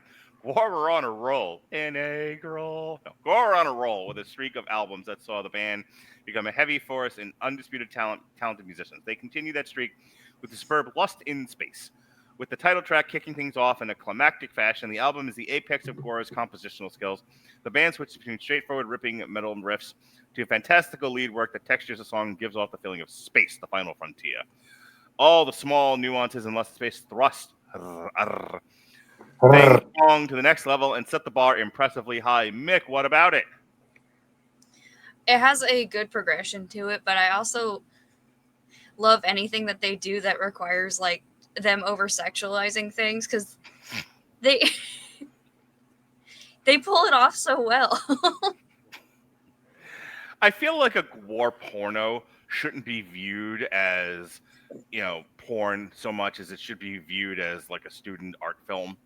Like, like if Gwar ever make an actual porno, I think, you know, men and women and children and elderly people, married couples, single people, I think it should be in the National Library, you know, the National Library of Art. You know, it should be, it should be in a time capsule. Absolutely. Oh yeah, absolutely, 100%, 100%. A guano, if you will. Yes. Jesse, so tell me how much you and Mindy love to listen to Lust in Space. Oh yeah, every night before I go to bed, this is playing. I just walk into the room and it's automatically happens. It's pretty crazy. I did not listen to this song. I didn't make it that far down the list, so unfortunately I have no opinions on Lust in Space. How about you, Robert? If I'm not mistaken, wasn't this song groovy as shit?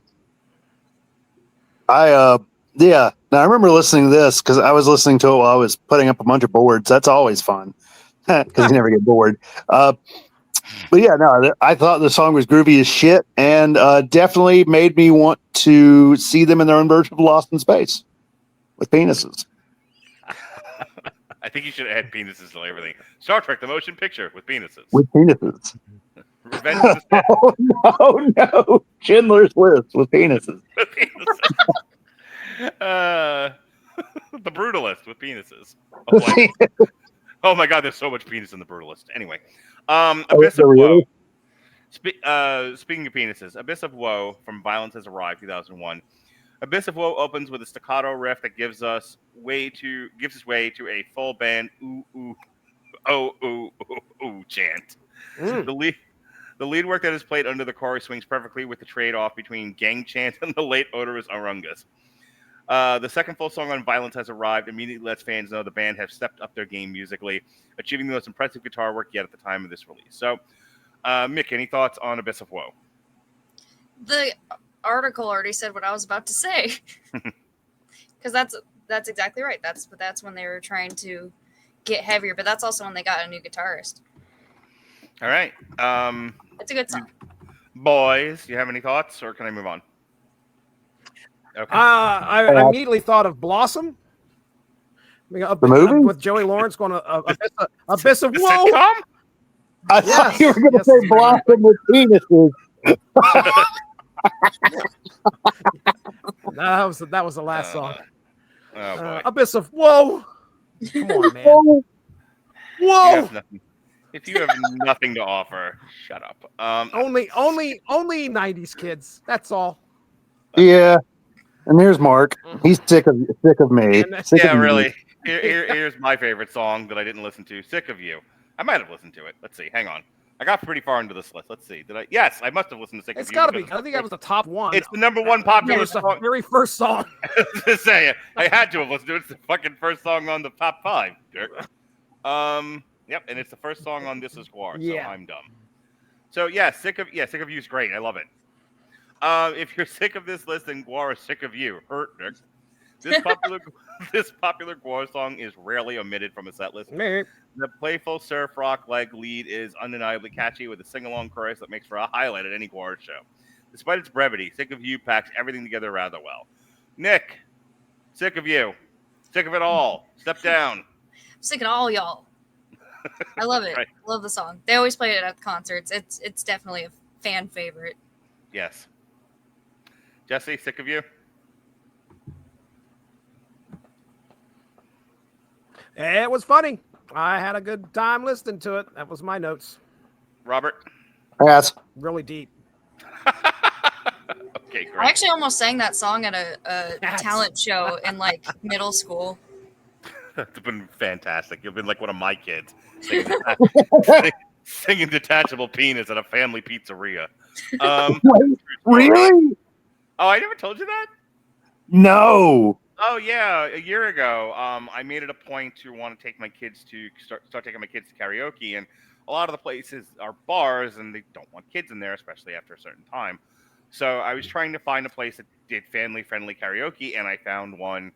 Found a pizza place that does it on Saturdays, every other Saturday in the next town over. So I took them there one night, and I whispered to my son, I was like, get up there and do Detachable Penis, because I'm irresponsible. And and he looked at me and he said, I will. And he looked back at me and he said, if I never do anything else in my life, I shall do this, Father. And I said, you're a good boy.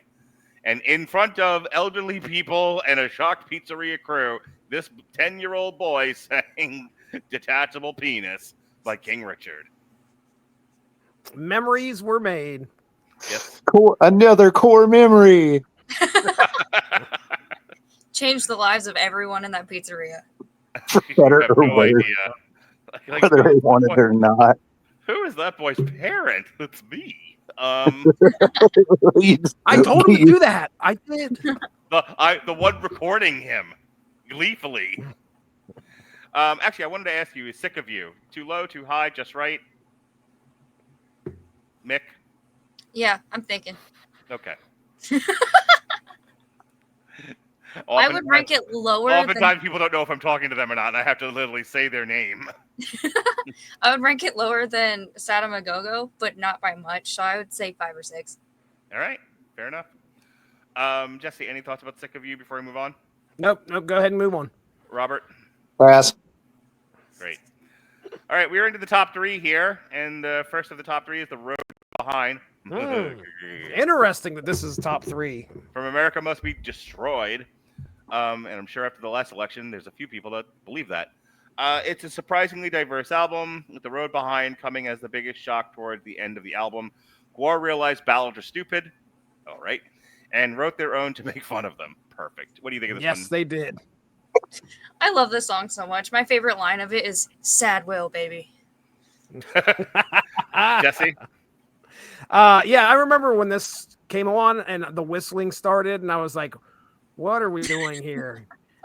And I was very taken back to like Axl Rose doing some stuff, and then it was very, it was very much Gwar as you get through this, and I was like, okay, you guys are pretty funny.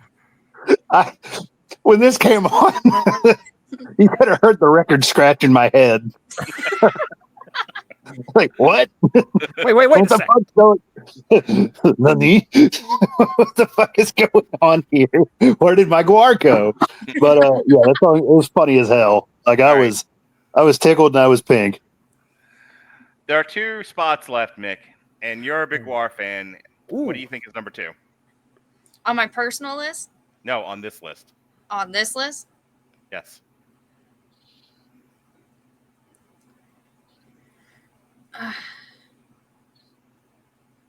Oh, the tension. I don't know. Okay, while you're thinking, I want you to dedicate half of your brain to the question I asked you. I want to dedicate half of it to listening to me. Okay? You just diversify. You have to understand that that going all the way back to the casual heroes and really throughout the history of nerddom on the internet, tearing apart someone's list is as American. That was a staple for the casual heroes, dude. As You guys- American as Nancy Reagan and apple pie. You guys, Reagan sucking dick. There's no reason to be uncouth, or uncoop. But yeah. So Don't be when given a softball question, like where would you put this? You're supposed to go this. If they don't put this song next, this whole list is dumb, and we should burn the country. Like you really, you got to lean into it. Every list is terrible, and the author is a plumb retard. That's how you do a list on the internet on a podcast. So I ask you again, what do you think is number 2? I honestly think it might be Motherfucking Liar. Well, let's see here. Dun dun dun dun dun dun dun dun dun. No, it's Slaughterama. What do you think about that, Super Gwar fan? Rude. oh, look at that! There she is. Look at that! You tell That's these my people- number 1. This is a totally misplaced song, if I say so myself. That's what she says. All right, so Slaughterama at number 2 from Scumdogs of the Universe, 1990. Ready for some killing, Jesse? Well, Slaughterama is the most fun Gwar song in the entire catalog. The tune takes the approach of a game show when then manager Sleazy P. Martini, which is my ring name from the pro wrestling I do, serving as the host of a game that demands the correct answer to a question from a contestant. If they answer incorrectly or not in time, their bodies are rendered unidentifiable. All right. Jesse, what do you think of Slaughterama? Slaughterama. Oh my goodness. Well, so I'm gonna commit some sacrilege here. On this show, the devil, you say. Well, I want to bring up ICP. Oh, shit, the Yeah. Juggalos. Okay. Oh no! Yeah. So there was a song that was called the Ned Game that ICP Yeah. did, and that's what this. I mean, obviously, I assume this came out before ICP did Ned and Game. I would assume. So that's what it immediately took me to. We got a game show going on. We got hilarity. We got violence, I believe, is happening in this thing. So that's what I immediately thought of. Did not detract from my enjoyment of this because I absolutely loved what I was hearing here. So there you go. Koopsta, Slaughterama. I thought this was funny as hell. With that being said, I will take Steve Harvey over this guy because at least Steve Harvey won't murder me. All right, Mick. Last track. What does it have to be? If it's not this track, this whole list can go fuck itself. What track is that? What do I think it is based on the list? Let Us Slay. All right.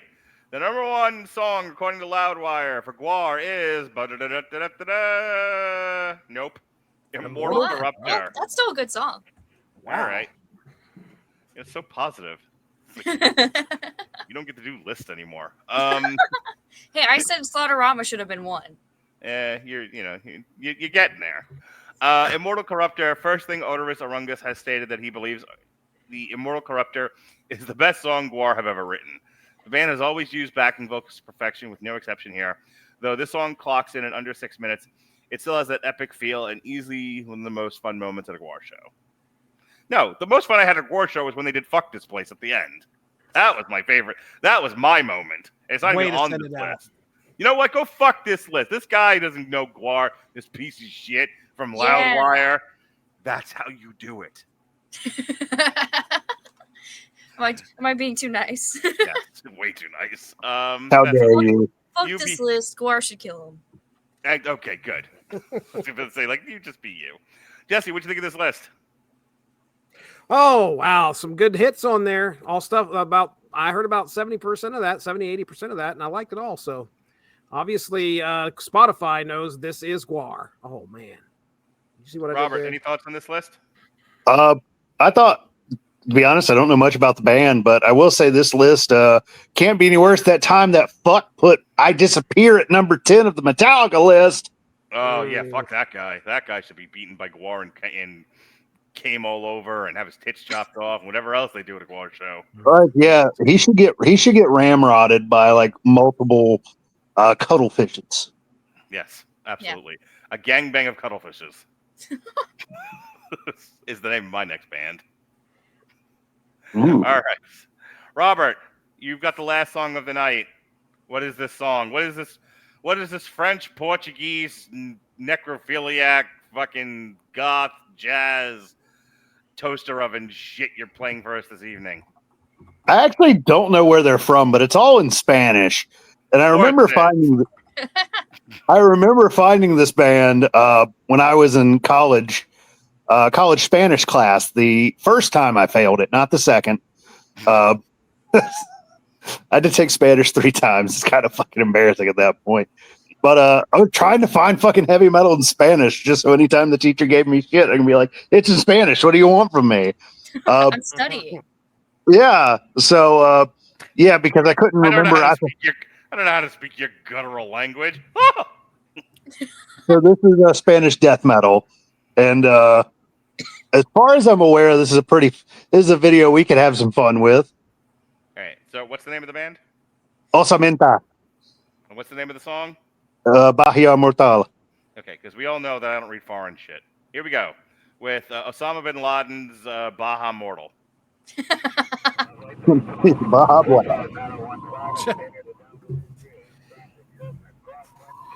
Oh, they're getting ready to launch something, it sounds like. Well, okay, Jesse, if they're out in a fucking field, where are the instruments plugged into? This is the same problem we had with the Sepultura video. You just can't. What do you plug your shit into a cactus? You know what I need? I need some B-roll of some puddles. Oh, they're at Camp Delta. I don't know where that is. I need some toes in there. I really like toes. Yeah. Oh, yeah, some toes. There's some feet for you. There's some feet. Whatever Princess wants, Princess all gets. right. Here we go.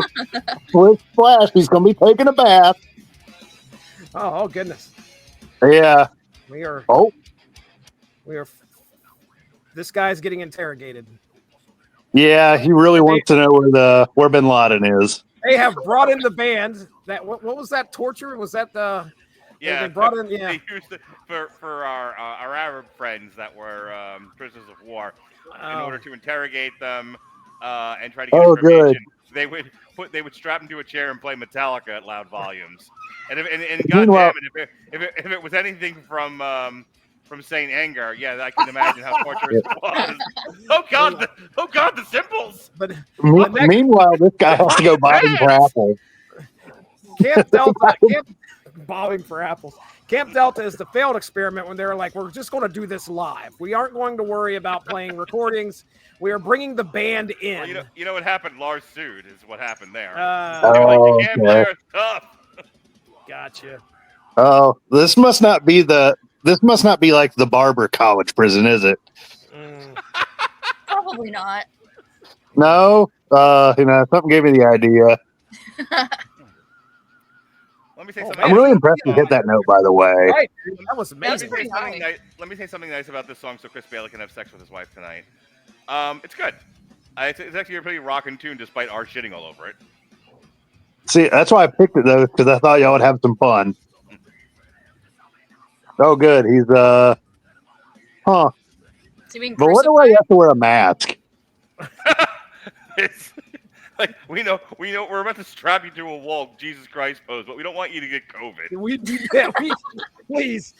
I want all airborne infectious diseases away from me. Okay, I want to die of a as we specific drive way. nails into your ankles. Yes, please. We are making sure you are not going to have a cough. Safety first, kids. Safety first. They're putting the mask on him, and he's like, "I have seasonal allergies. Get off me." Show us the documents, FAR4. Dr. Fauci walks in. I want to see your papers. It was a very funny joke you just made. Oh no, they're playing in front of the thing that they use at all the Halloween parties with the flashing lights. Oh yes. I always felt like a cool kid in front of those. Oh shit! They got that guy. Is he butt ass naked? He looks butt ass naked. He's naked. He's naked. Everything except for the headphones, which are they, are they keeping stuff from him? And then they're like, don't make us remove the earphones, the headphones or whatever. They're playing John McCain on a loop. Bomb, bomb, bomb, bomb, bomb, ran. So that guy's sitting in the taking a shit position for like way too long. What? The singer of the band, like there was like one too many shots of him just like in a squat position. He's getting his squats in. Yeah, he's working on that ass. He's got to get ready for prison too. What kind of music you boys play? Both kinds, death and metal. Watch as we do both. So this is obviously Camp Delta, Yes, Camp Alpha, Beta, and Charlie all happened prior to this. And Gamma. Don't forget Gamma. Oh, Gamma. Damn! They're giving them the old Kentucky hello. They're giving them the business. It's a slobber knocker. He's gonna kill him. He's gonna kill him. Stone cold. The whole lead up to this is a damn cage match. I had no idea. That's crazy. God damn it! He's broken in half. Is this the kennel from hell? Oh goodness! Somebody stop the damn match. So you said you have no idea what the song is about? Vent, by the way. I was gonna say, is he pissing? Is he what? Pissing. Oh, yeah, he kind of did look like he was relieved. He held it in the whole song. Let me tell you how I dropped my girlfriend off the other day at her home, not like in the middle of the street somewhere, and said, "Get out, bitch." I took her out. I was a ride prop date, and I took her to her home and stopped the car. Because you should always stop the car and let the lady get out, not do what you do with my children, just slow down and throw them out. Tuck and roll. Yes. Tuck and roll. How you raise tough children. And I've been on antibiotics for 2 weeks for the various sinus and chest infections that I was dealing with. You guys have done enough podcasting with me to know that for the last little bit I've been coughing through everything. Well, I finally went to the doctor when I had my annual ear infection. And I went to the doctor and I said, give me the steroids and all the antibiotics. And then I went to an ear, nose, and throat person because I finally got my cancer under control. I thought, well, what about the rest of me that's broken? Let me go see a doctor and see if I can figure out why I keep getting sinus infections. So he looked in my nose, said, you have a deviated septum, but who knows what the fuck else is going on with your sinuses. So I'm going to give you another week of antibiotics, and then I want you to get a CAT scan, and then I want you to come back, and we'll see what's what with your brain and your sinuses. I said, okay, that's fine. So I don't know if you know this, Jesse, but when you've been on antibiotics for an extended period of time, it really tears up your stomach. Yeah. So I developed an acute case of IBS. And the relevance to this is going to annoy the ChatGPT at a future date, but I'm going to go with it anyway. We're worried about the AI reviewing us. That is great. That is great. All right. So I drop off the beloved, and I drive away from my house, about 20 minutes away from, we live about 20 minutes from each other. And I'm driving home. I got to get back home because she had spent the night. I got to get back home so that I can continue, so I can make my therapy sessions that I'm doing, where I'm the therapist. And about as I'm pulling away from her house, I suddenly have to really go to the bathroom. It's a Sunday morning. It's 9 o'clock in the morning. I need to be back in my house by 10. I have time to stop, so I do. And I go into a Taco Bell, and the door clearly said, we're open at 9. And I'm banging on the door, and the guy's ignoring me. He's just like, these are for you, McNulty. And I'm like, what the fuck? Oh, it's 9 o'clock. Open the door. I'm going to shit on your door. And he's like, no. Come through the drive-thru, order a taco. Get in the drive-thru. I want to poop. So I am, and because the best part of waking up, baby, we're going in. Is taking giant dumps. Yeah. So my stomach is a carnival of nonsense. There's juggalos and talking bears and all kinds of craziness, and I have to do that walk where you are using the forces of nature to hold everything in before you go all carry out the ass. Okay? Carry out, just projectile pea soup out of the butt. So I'm trying to use reverse gravity to hold it all in, and I am daintily walking like a Reverse gravity. cosmopolitan model. You're like on the ground scooting, so you just hope it, the Like a gravity- dog with worm. I can't walk too fast. The dam will break. So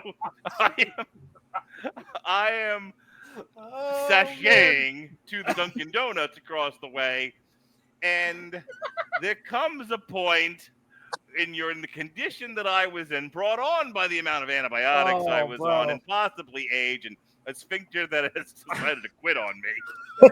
That's flicking, and it stopped kicking. My sphincter said, fuck this place a long time ago. So all that's holding back the forces of nature inside my gut is tiny pieces of chalk. So I get to the Dunkin' Donuts and I can see salvation, Shangri-La, Nirvana, if you will. I see the bathroom and I cross the Rainbow Bridge and my ass said, we're done here.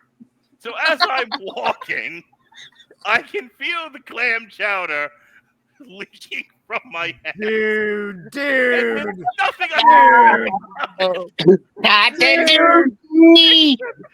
Continue to walk in shame as a grown, almost 50-year-old man daintily shits his pants as he walks. So I get to the door, I open it, and I go, well, let's see how much of my shorts I can save. Oh my god! Wait, you were in shorts? I sure was. Oh no! I go You to the trail toilet. trailed that place. I go to the toilet. I That is pull bad. my shorts down. I did not complete the mission. The Like shorts, you- the shorts this- were still under me as I proceeded to vacate my bowels. My gosh! It's like a Jackson Pollock painting. You're the I'm one on- guy. The irony is I'm on the toilet and I just lost everything into my crotch of my Dude. That And poor when I- Dunkin' Donuts workers watching. Yeah, that. I'm sitting there thinking the same thing. I'm like, Hang on. This is part Oh, one man. of the story. So No. I hope part 2 involves you going, can I please get a mop? Part 2 was in his pants. If you left this poor Dunkin' Donuts guy to clean up your shit, I'm gonna have a problem. I took my shit and like the Marquis de Sade wrote Radulich was here and put on the wall. Comic Sans.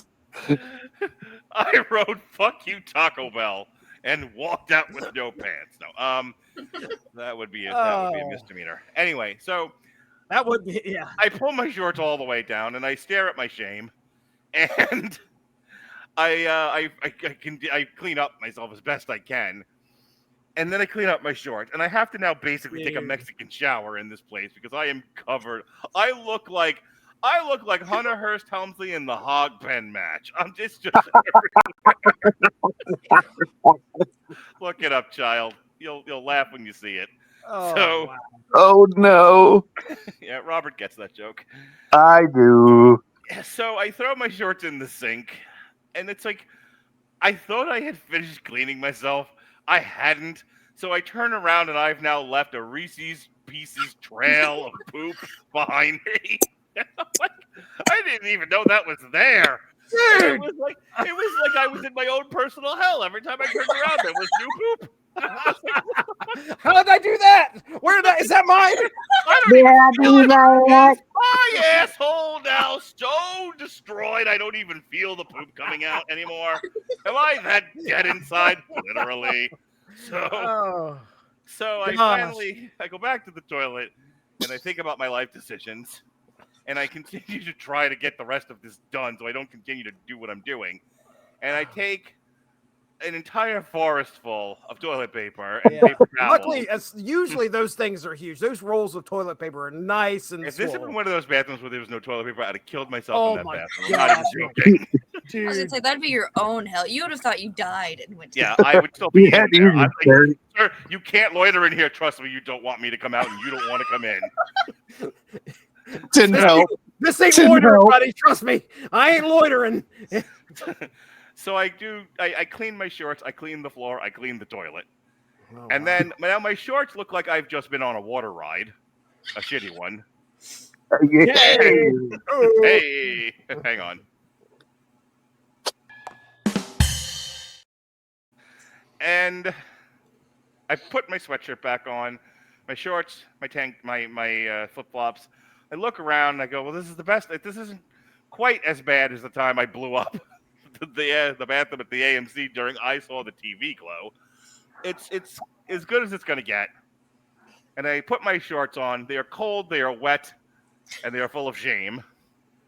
And I proceed to walk straight ahead out of the Dunkin' Donuts. Get the fuck out of there. I don't make eye contact with people. They can see the pain in my eyes. Oh. And I go to my car, and the wind is chill, and I've got on wet shorts, and I'm extra cold now. And I go to my car, and I go in the trunk, and I grab anything I can find to put between me and the seat. And I drive home, and I go, thank you for joining us here on the Metal Hammer of Doom Jukebox. Our review of Gwar. Beautiful. Thank you. This past Oh, that's a good dismount. Solid. this past I'm like Monday. a dog. Yeah. Let's see. Did we do anything Sunday? Yes, Jesse and I did sessions. We Yes, did a we new did. song. We did Pelennor Fields 2Ls. Pelennor Fields Forever. It was great. It's up on TikTok now. It's on our YouTube page. Check it out. We had a lot of fun with that. On Monday, me, Alexis, and Robert did Wolfman. On Tuesday, Alexis reviewed Skeleton Crew. There's nothing on Wednesday. This weekend, this Sunday, in theory, if Chris is out of the hospital, we'll be on Movies That Don't Suck and Some That Do. We've had to delay doing the year in review show because Chris went in the hospital, and we wish him well and speedy recovery. He's supposed to be out soon, and we're supposed to be doing our year in review. And then right after that, Jesse, we're back. Oh my God, we're back. Not We me are. and you. Not you and me Yes, we and are. you. Me and Harry Broadhurst.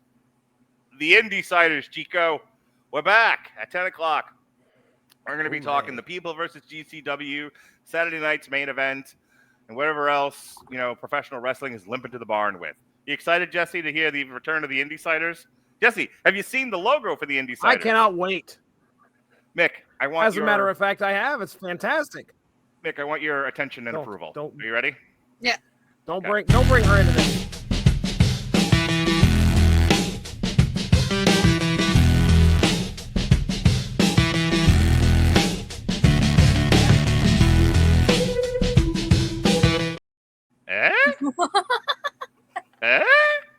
That's me. Awesome. I'm bald, fat Shawn Michaels, and the guy standing next to me is a very complimentary Harry Broadhurst. I was gonna say I didn't think he looked quite like that. It's as best I was going to get out of the AI. What'd you think, though? I made that without artificial intelligence. I kind of figured, but it looks good. Thank you. Good Was save. the sound also AI? It sure was, Ollie. That's all AI right there from my own mind through the prism of AI.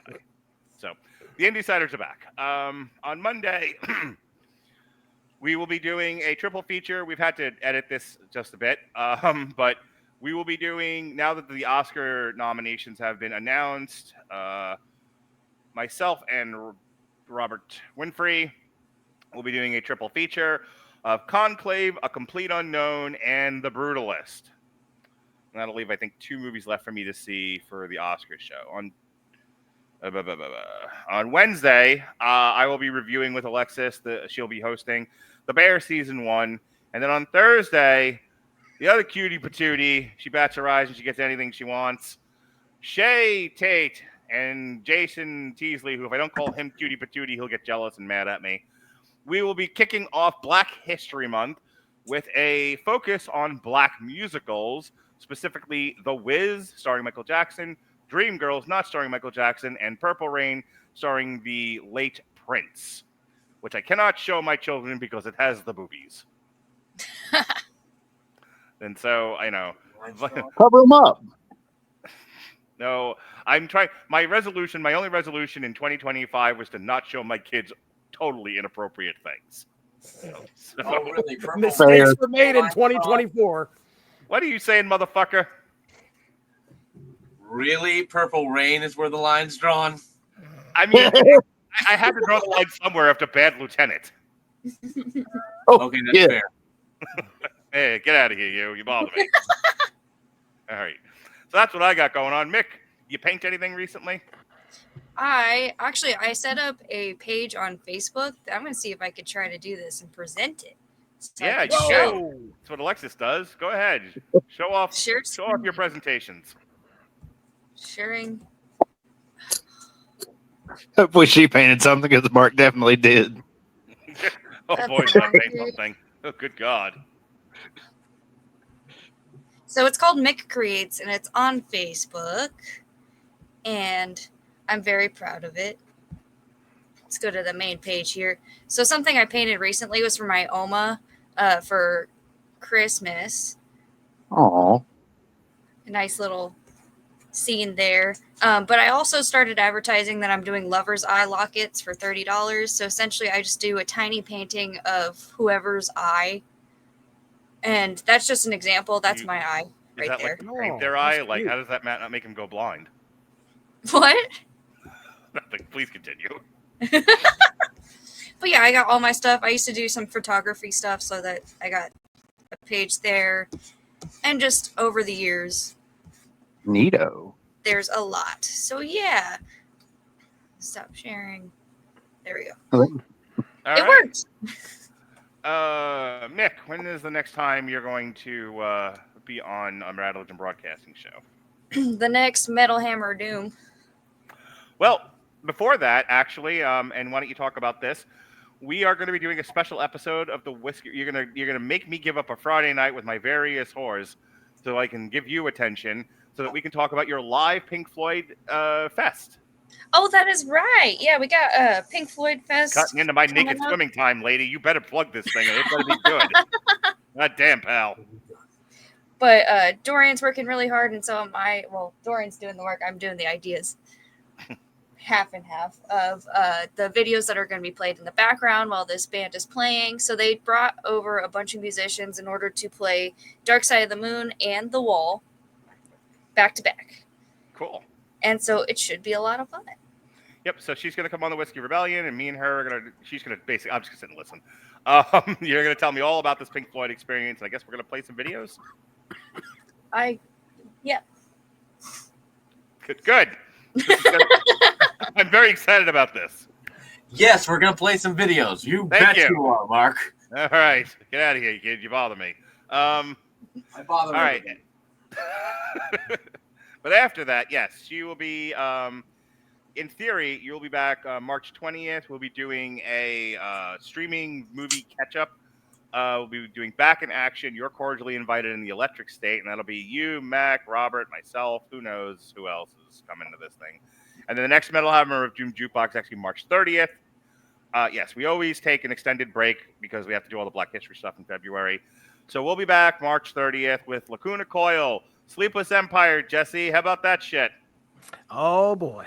I cannot wait. Yes, sir. Jesse, take the ball and run like Saquon Barkley. All right. Oh, who? Say, I like Say how what? he pronounced that, didn't you? Say that again, Mark. One more Travis time. Kelce, No, Patrick yeah. All right. Pat Mahomes. Yeah. All right. Yeah. Yeah, Saquon. Patrick Mahomes is a bit of a dandy. Okay. So enough of your football knowledge. What I want to do real quick. I'm not going to extend these plugs out. I just want to say me and Mark did a sessions on Sunday. It was at Stiznarchy on Suno. If you get a chance, you can go and check out the whole Radulich and Broadcasting, the album. We have what are we up to? 9 songs now. How many songs we got on there, Mark? 8, 9. He's checking his hockey. 5. Thing, sorry. We have no. That's done. That was done a while ago. I'm crying on the inside about it. We have 5 episodes, but we threw some extra stuff on there, like Spend Your Christmas Body Count, Worthless Opinions. Right. We have 2 different Damn You Hollywood songs. Okay. So all fun moments that we created, but Coop, I want you to focus here. All right. All right. Me? All right. Yes, I want you. I thought I'm dead during this segment. I've got to get your opinions on some lyrics here because Suno has some a lyric creator that is just out there, and I think I've shared some stuff. Oh, in the the chat. unhinged lyric creator. Yeah. Yes, The lyric it's creator called. that's like fucking schizophrenic. It's out. It's out there. Okay, it's crazy. So my daughter a few weeks back said, "Dad, we keep talking about poop in a bag, right? Me and my friends. I don't know what that's about." I was like, "Okay, I'm gonna take that. I'm gonna make a song." So I created a song. It's a country hip hop song called "Poop in a Bag," and I threw it into the lyric creator just to see what it would spit out. And all I'm going to do right now is just read you the chorus. I want to get your opinion. Okay? You ready? Okay. Here's the chorus. All right. I put my poop in a bag. Poop in a bag. Brown passenger riding on a bus with no tag. Gotta let it all out. Just save it for later. Oh, did I ever? Put my poop in a bag. Put my poop in a bag like Will and Jada. Put my poop in a bag. Do they poop a bag or something? I want to know what it knows about Will Smith and Jada Pinkett that it's. I have no idea. They're doing poop in a bag. So there you go. You can go check that out over on Suno. Scatological. I mean, that's pretty tight, though. I'm not gonna lie. Like, I don't know. It encourages me to write a song. I'll write a love note to shit in a bag. Yeah.